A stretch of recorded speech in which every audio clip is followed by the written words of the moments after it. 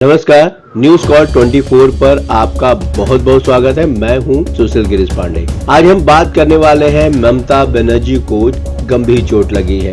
आखिर ऐसा क्या होता है कि हर चुनाव से पहले उनको चोट लग जाती है? आइए इस पर चर्चा करते हैं। ममता बनर्जी को लगी चोट गंभीर है अपने रहस्यमयी कारणों से। आखिर एक सीएम की सुरक्षा का सवाल है। जिन परिस्थितियों में पश्चिम बंगाल की मुख्यमंत्री ममता बनर्जी को चोट लगी है, मामला काफी गंभीर लगता है, क्योंकि ये देश के एक मुख्यमंत्री की सुरक्षा में बहुत बड़ी चूक का मामला है, जिसे Z+ कैटेगरी की सिक्योरिटी मिली हो। ममता बनर्जी के सिर पर 4 टाके लगे हैं। चोट लगने के बाद ममता बनर्जी को फौरन ही SSKM अस्पताल पहुंचाया गया और VVIP वुडबर्न वार्ड में भर्ती कराया गया था। इलाज के बाद उनको अस्पताल से डिस्चार्ज कर उनके आवास पर शिफ्ट कर दिया गया है, जहां वो मेडिकल निगरानी में है। और इस घटना के बाद मुख्यमंत्री आवास की सुरक्षा व्यवस्था बढ़ा दी गई है। 3 महीने के भीतर ममता बनर्जी को दूसरी बार सिर में चोट लगी है। जनवरी 2024 में वो सड़क हादसे का शिकार हो गई थी।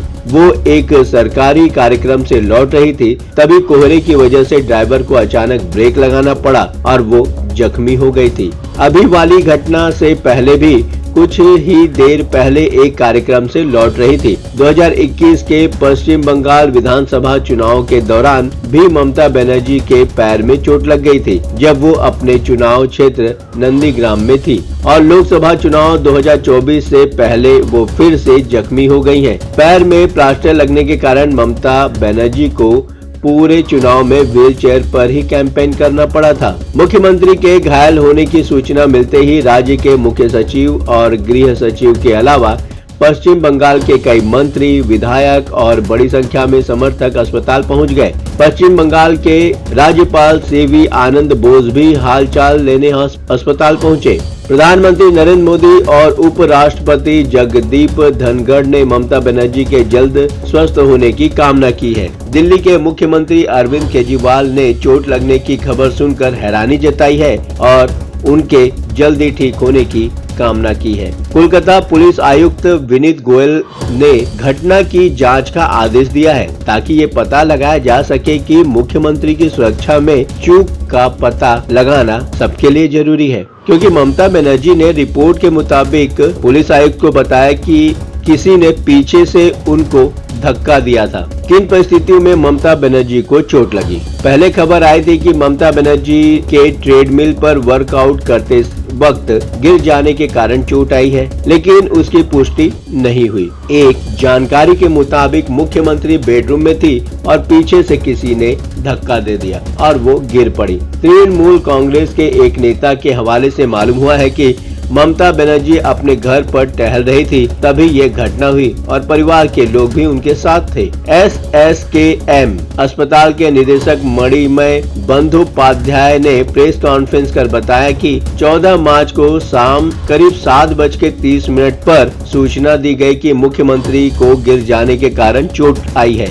ये भी बताया गया कि ममता बनर्जी को पीछे से किसी ने धक्का दिया था। अस्पताल के निदेशक ने बताया कि ममता बनर्जी के माथे और नाक पर चोट लगी थी, जिससे काफी खून बह गया था। ये जानकारी तृणमूल कांग्रेस की तरफ से सोशल साइट X पर घायल मुख्यमंत्री की 3 तस्वीरों के साथ भी दी गई थी। अस्पताल में तमाम जरूरी जांच के साथ ही उनकी ड्रेसिंग भी की गई। ममता बनर्जी के सिर पर 3 और 1 टाका उनके नाक पर लगा है। घटना के बारे में इंडियन एक्सप्रेस से बातचीत में एक TMC नेता का कहना था, घटना के वक्त ममता बनर्जी के साथ उनके भतीजे अभिषेक बनर्जी, कजरी बनर्जी और परिवार के और भी लोग थे। वो ड्राइंग रूम में टहल रही थी और अचानक उनका पैर फिसल गया और वो गिर पड़ी और सामने रखे शीशे के बने शोकेस से टकरा गई।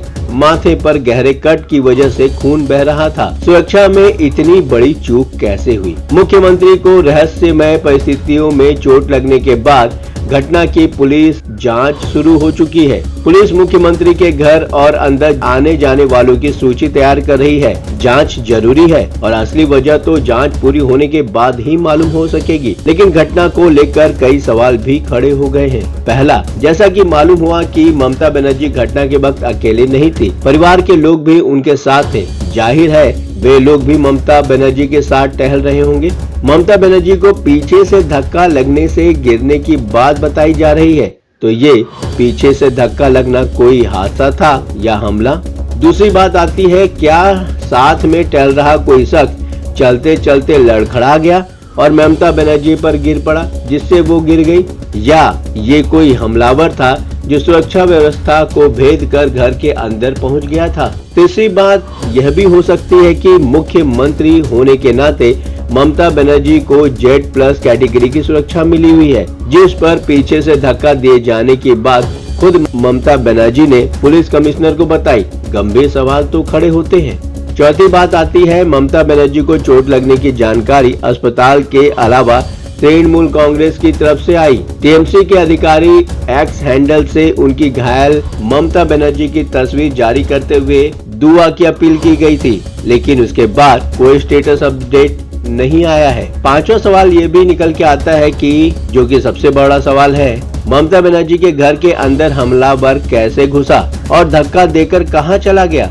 मान लेते हैं कि परिवार के लोगों का ध्यान ममता बनर्जी पर फोकस हो गया हो, लेकिन हमलावर सुरक्षा कर्मियों की नजर में क्यों नहीं आया? दोस्तों, इस घटना से आपके मन में क्या बातें आ रही हैं? क्या हो सकता है ममता बनर्जी को लगातार चोट लगने की घटनाएं सामने आ रही हैं, उसके पीछे का कारण क्या है? अपने विचार हमें कमेंट के माध्यम से बताएं। अभी तक आपने हमारे इस चैनल को सब्सक्राइब नहीं किया है तो कृपया इस चैनल को सब्सक्राइब करें, फॉलो करें और नोटिफिकेशन में जाकर ऑल का ऑप्शन दबाना बिल्कुल न भूलें। नमस्कार।